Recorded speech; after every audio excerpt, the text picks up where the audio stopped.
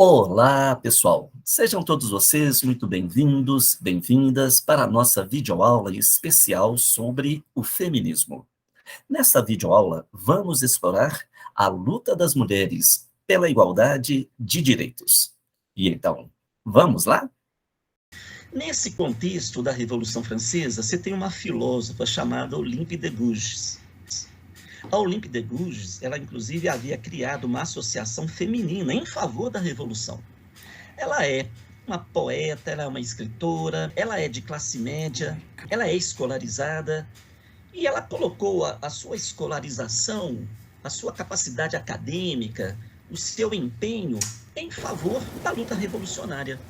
Mas ela acabou se decepcionando com os revolucionários, porque os revolucionários, no dia 26 de agosto de 1789, um mês e meio depois de tomar a Bastilha, os revolucionários, a maioria homens, redigiram um documento chamado a Declaração dos Direitos do Homem e do Cidadão, e excluíram as mulheres da condição de cidadania. Ela se sente traída, porque foram várias as mulheres que atuaram, que se engajaram no processo revolucionário. Você tem esse exemplo, essa marcha das mulheres. Você tem, então, as mulheres francesas se sentindo traídas com a atitude patriarcal e machista dos homens, que redigem um documento. Todos os homens nascem livres e iguais perante a lei. Esse é o primeiro fundamento da declaração. Mas eles não consideram as mulheres como cidadãs a esse direito. Então ela vai escrever propositadamente um outro documento chamado a Declaração dos Direitos da Mulher e das Cidadãs. 2 anos depois, em 1791, e comprou briga com os revolucionários. Comprou tanta briga que infelizmente morreu na guilhotina.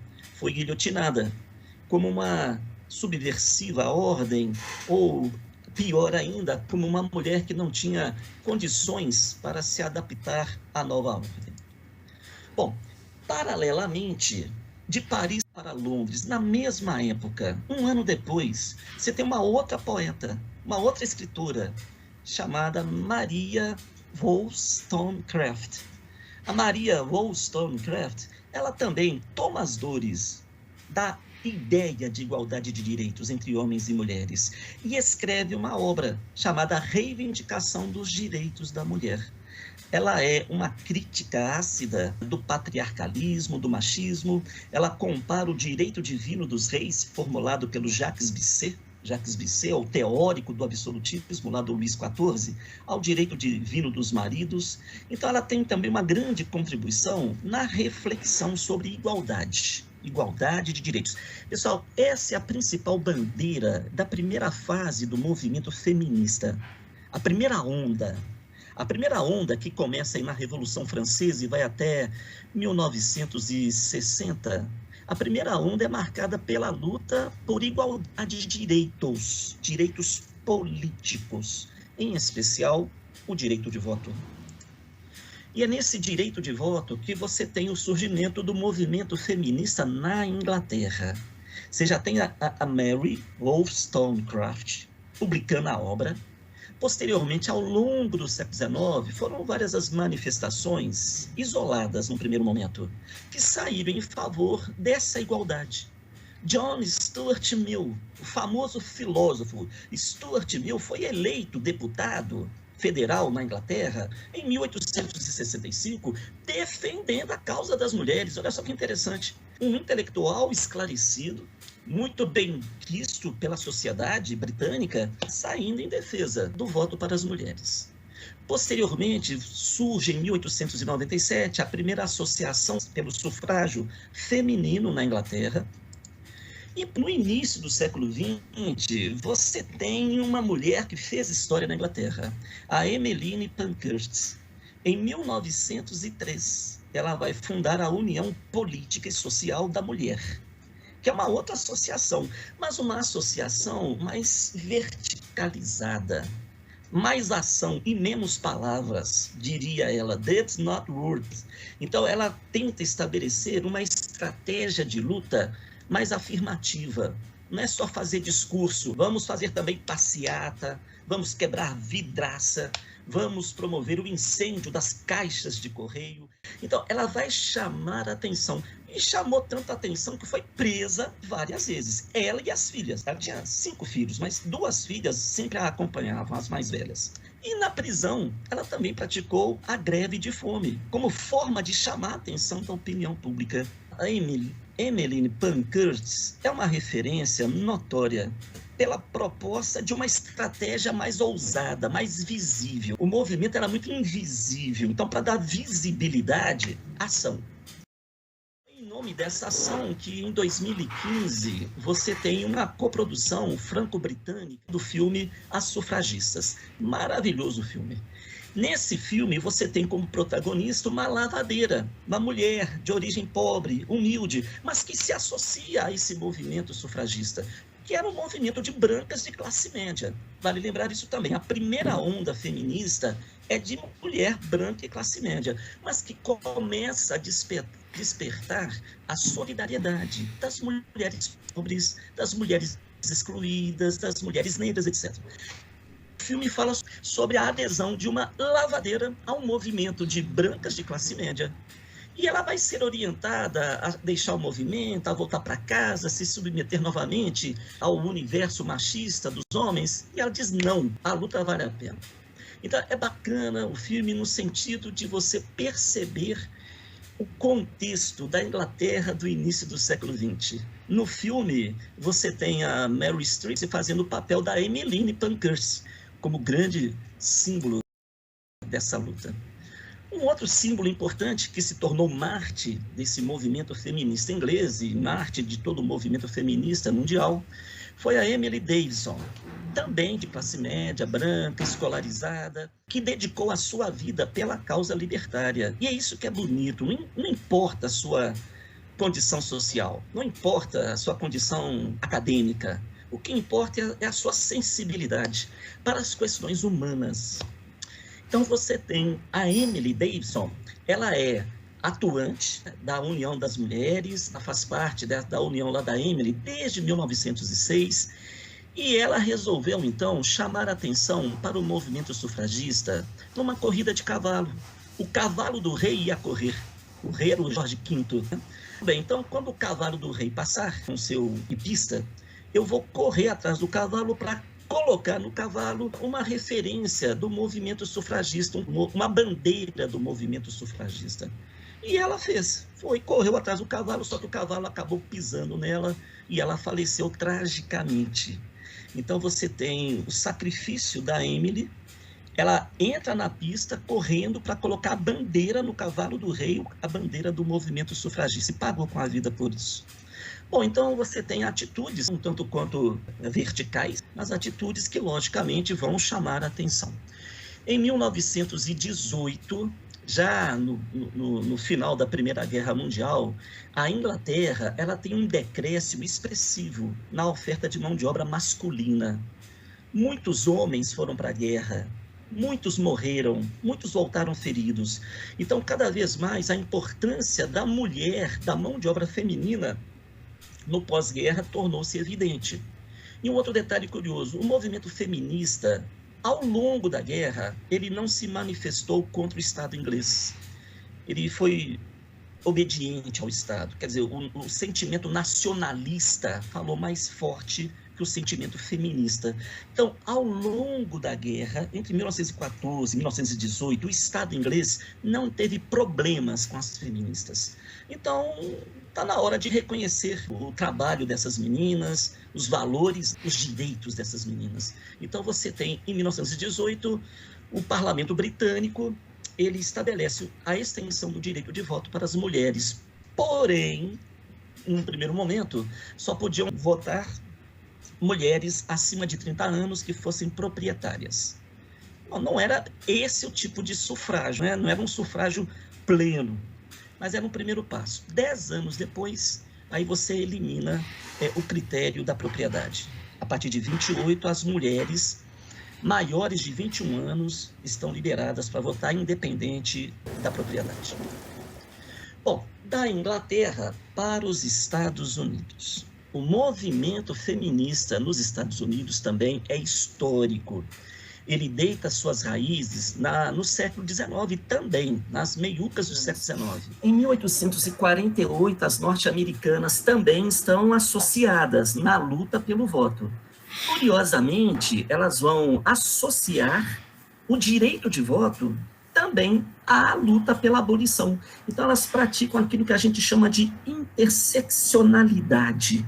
Vamos fazer uma interseção da luta pelos direitos de voto, pelos direitos iguais, pela luta contra a escravidão. Isso é muito bonito, essa interseção de lutas. Vale lembrar que nessa primeira fase do movimento feminista, essa primeira fase, ela é conduzida por mulheres brancas, por mulheres de classe média, escolarizadas ou letradas, ou que tinham certo protagonismo.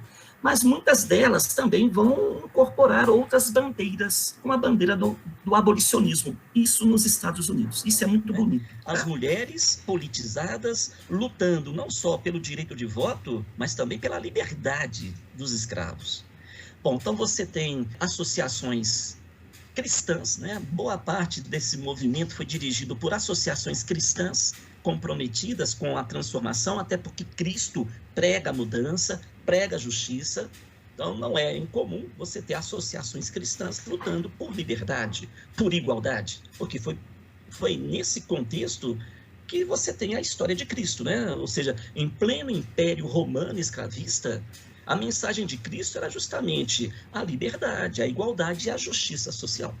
Muito bem, então você tem nesse contexto associações cristãs, de mulheres cristãs lutando pelo sufrágio, pela liberdade, e você tem também associações de mulheres laicas, desassociadas, né, da referência cristã, mas ambas essas associações bem antigas nos Estados Unidos, uma tradição das mulheres norte-americanas em lutar por seus direitos. No dia 4 de junho de 19, você tem a aprovação da 19ª emenda. A 19ª emenda estabeleceu o sufrágio feminino nos Estados Unidos. Ela vem um pouquinho depois da Lei Seca. A Lei Seca, a 18ª emenda, foi aprovada em 17. Só entrou em vigor em 1920, né? A Lei Seca. Aí depois da Lei Seca, que é a 18ª, veio a Lei do Sufrágio Feminino, que é a 19ª emenda. Muito bem, associa-se também o movimento feminino à tragédia que teria ocorrido em 1857, numa fábrica de tecidos de Nova York. Pessoal, aqui entram várias especulações. O porquê do 8 de março ser o Dia Internacional da Mulher? Existem no mínimo, umas 3 referências para esse dia. Estima-se que essa tragédia, em março de 1857, ela teria matado praticamente 129 tecelãs. Era um prédio bastante prejudicado, as condições físicas do prédio não eram boas, o proprietário sabia que ia ter incêndio, deixou o incêndio acontecer para ganhar o seguro do incêndio. Tem muita especulação. Bom, então você tem como primeira referência para o 8 de março o sacrifício dessas tecelãs, vítimas desse suposto incêndio.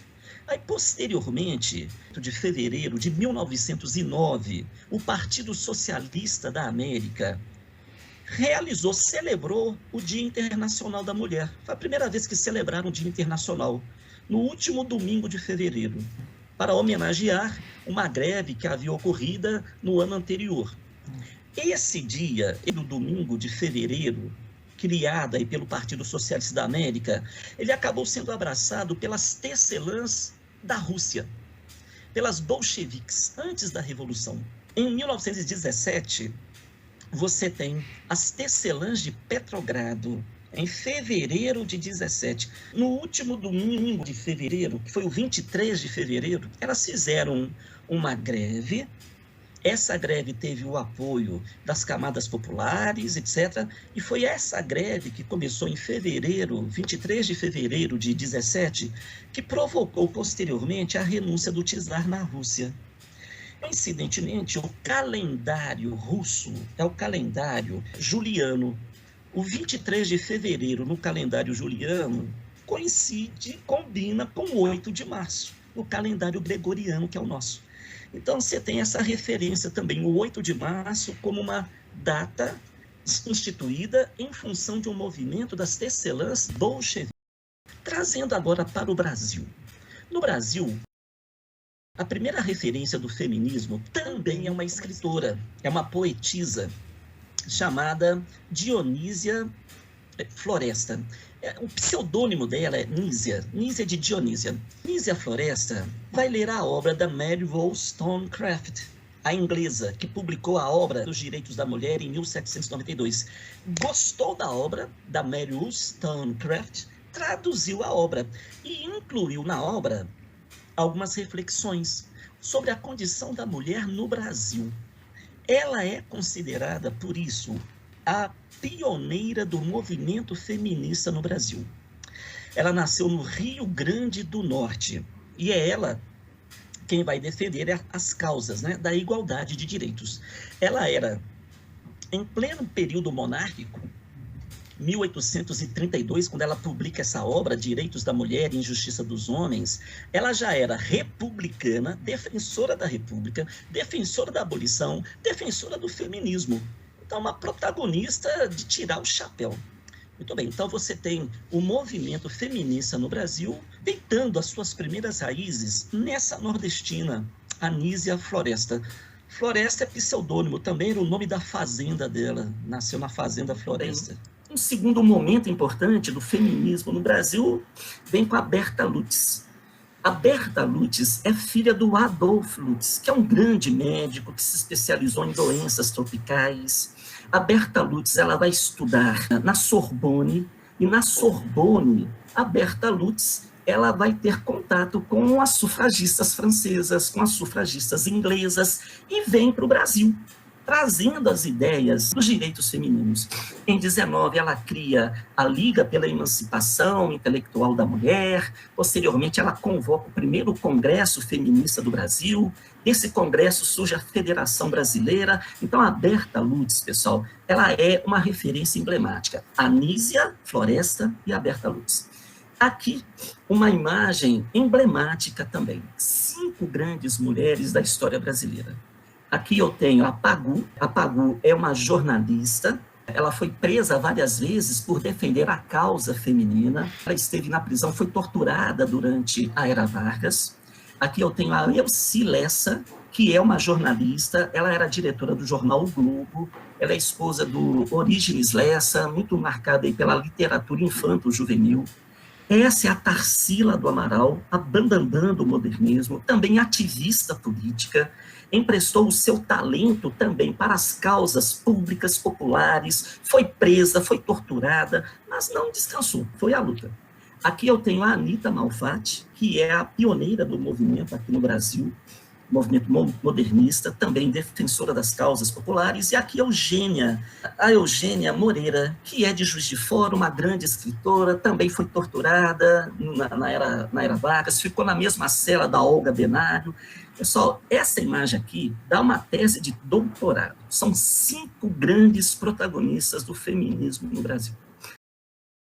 No Brasil, foi também no Rio Grande do Norte, olha só que coincidência, terra da Nísia Floresta. É lá no Rio Grande do Norte que você tem também as primeiras mulheres da América Latina a adquirirem o direito de voto. Você tem um governador, ele era simpatizante das ideias da Berta Lutz, ele conhecia a Berta, o Juvenal, e a partir daí ele assegurou no Rio Grande do Norte, por lei, em 1927, o direito de voto, sem discriminação de sexo.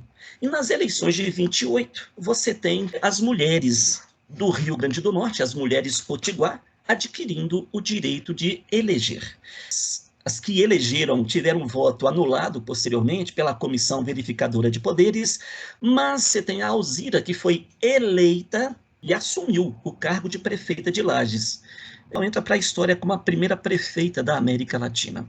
Aqui você tem o 24 de fevereiro de 32, o Código Eleitoral, assegurando o direito de voto para as mulheres, solteiras e viúvas que exercessem alguma profissão.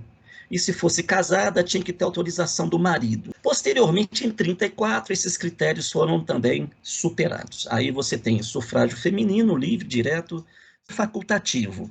Em 46, é sufrágio feminino obrigatório. Aqui a primeira mulher eleita deputada federal, a Carlota Pereira, também médica, hematóloga, pediatra. Bom, numa performance do sufrágio feminino, as primeiras mulheres a adquirirem o direito de voto foram as neozelandesas. Na América Latina, foram as uruguaias. Uruguai, depois o Equador, o Brasil em 32, o sufrágio feminino. Como nós acabamos de falar, o sufrágio aqui ainda é facultativo, mas já tem o direito de votar. Curiosamente, na França, que é a raiz desse movimento, as mulheres francesas ficaram bem atrás nesse direito de voto, apesar de saírem na frente. Elas adquiriram muito tardiamente, em 48 apenas. E a Arábia Saudita, em 2011, o rei Abdalá garantiu o direito de voto para as mulheres. E em 2015, aí sim, elas votaram nas eleições municipais da Arábia Saudita.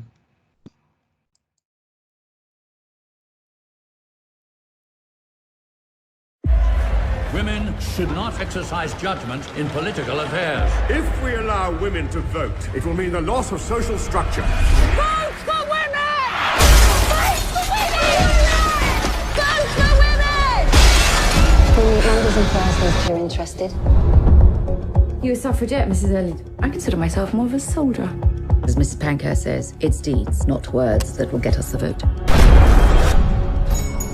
We've identified weaknesses in their ranks. We're hoping one of them will break. They're saying she's to speak. This is a deliberate escalation. This has to stop.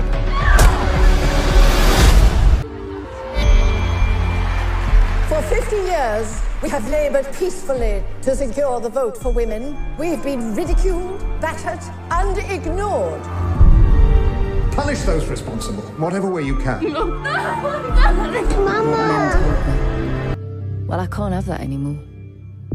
Took my love, took it down. I incite the women in Britain to rebellion. Ocean tides, can I We break windows. We burn things, because war's the only language men listen to. Well, I've been afraid of changing. There's nothing left but to stop you. Built my We're in every home, we're half the human race, you can't stop us all. time makes you bolder, even You might lose your life before this is over. I'm getting older too. We will win. Surrender. You see Never give up the fight. in the snow. Muito bem, pessoal. Encerramos dessa maneira as nossas considerações sobre o feminismo e a igualdade de direitos. Na nossa próxima videoaula, o nosso tema será De Beauvoir a Maria da Penha. Muito obrigado pela atenção de todos vocês, um grande abraço e até a próxima. Thank you.